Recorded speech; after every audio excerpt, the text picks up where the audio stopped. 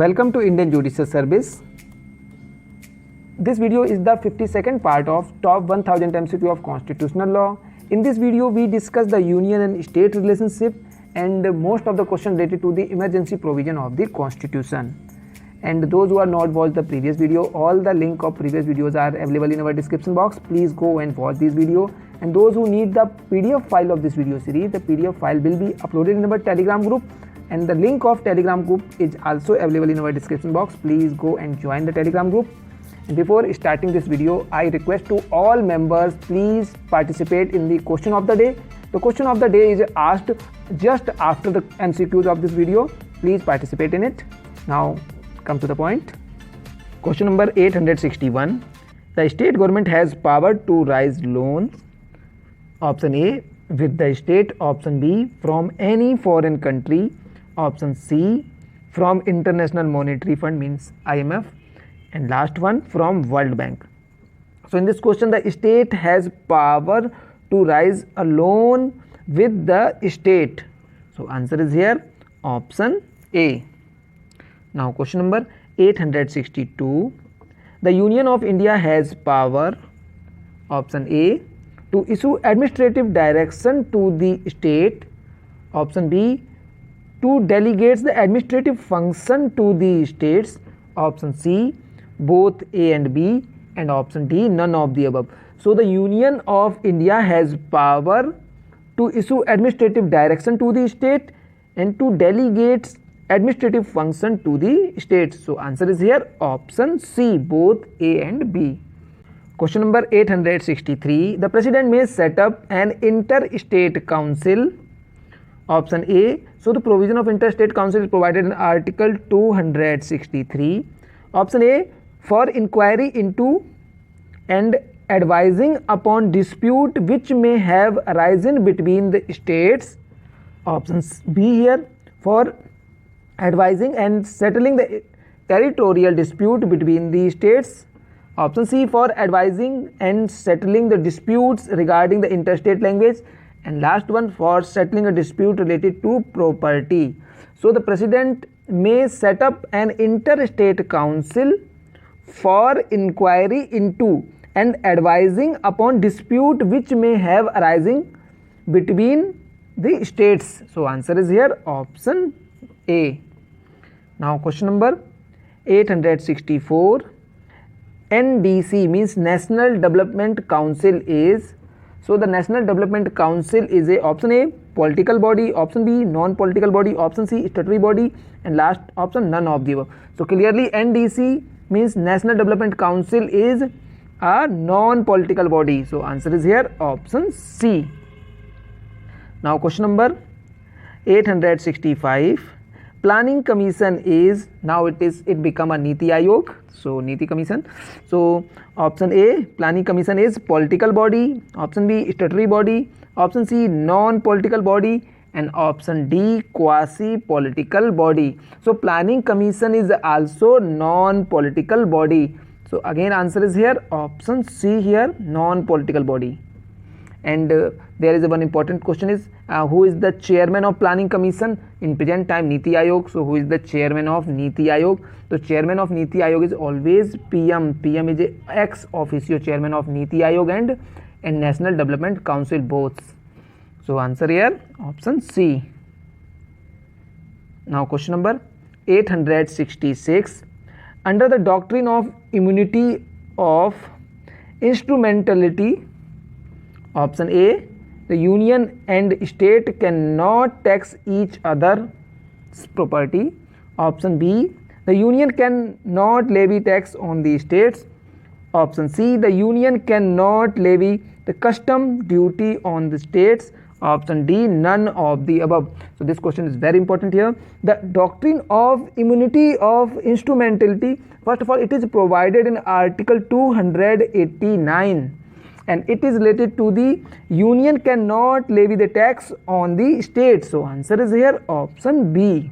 Question number 867. The Union Parliament has power to legislate on the subject of all three lists in respect of option A, scheduled area, option B hill area, option C backward area, and option D union territory. So clearly answer is here option D, union territory. In union territory, the union parliament has power to legislate on the subject of all three lists in respect of union territory. Question number 868.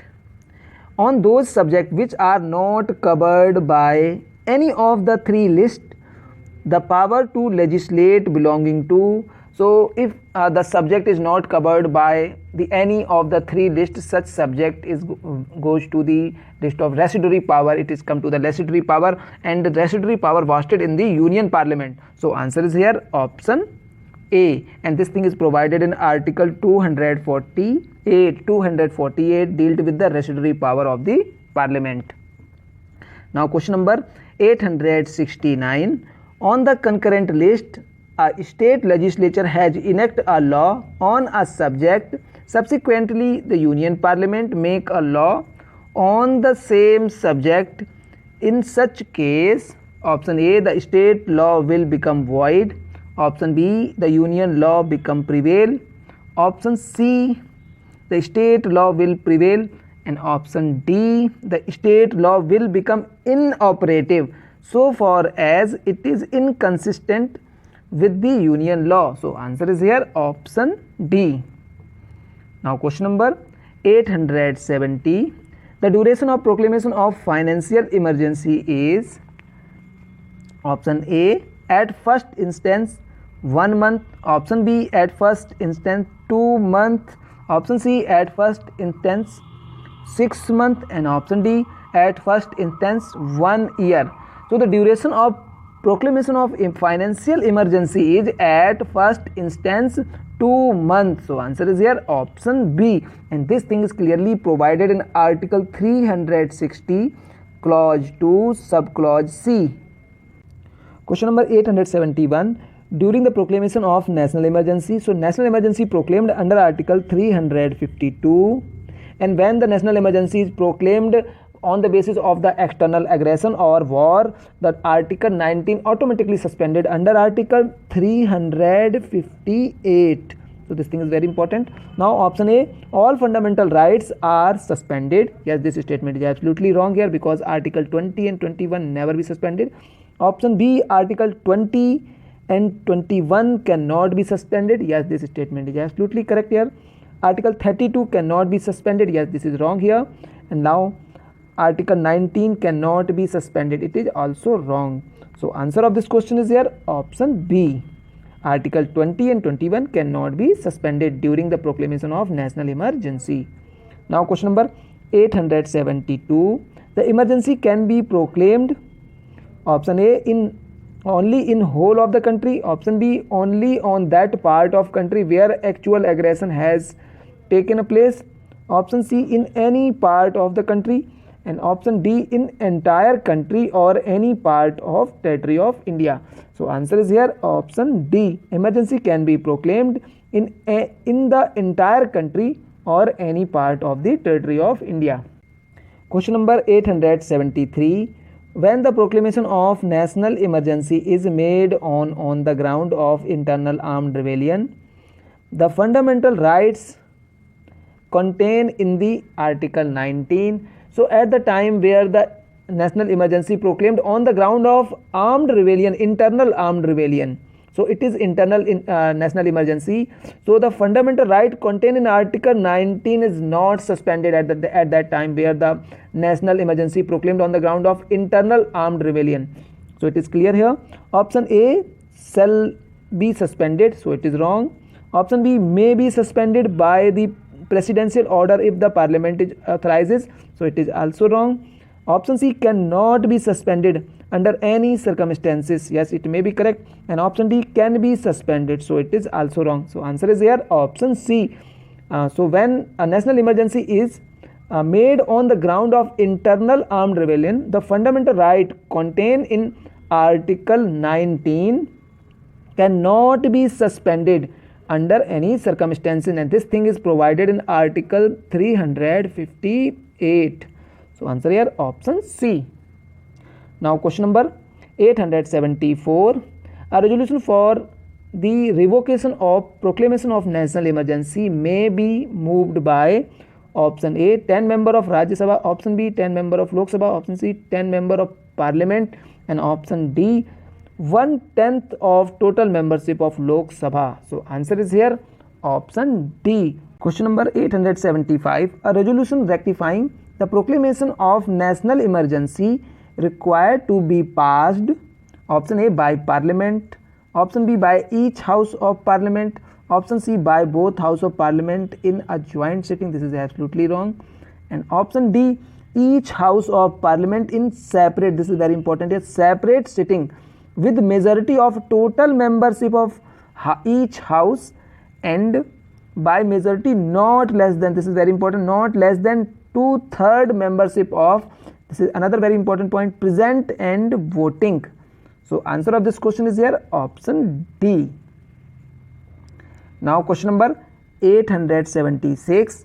The President can issue proclamation of emergency, option A on advice of Prime Minister, option B on advice of Council of Minister, option C in his own decision, option D when the decision of Union Cabinet, this is very important word here, Union Cabinet for the issuance of such proclamation has been communicated to him in writing. So answer of this question is here option D.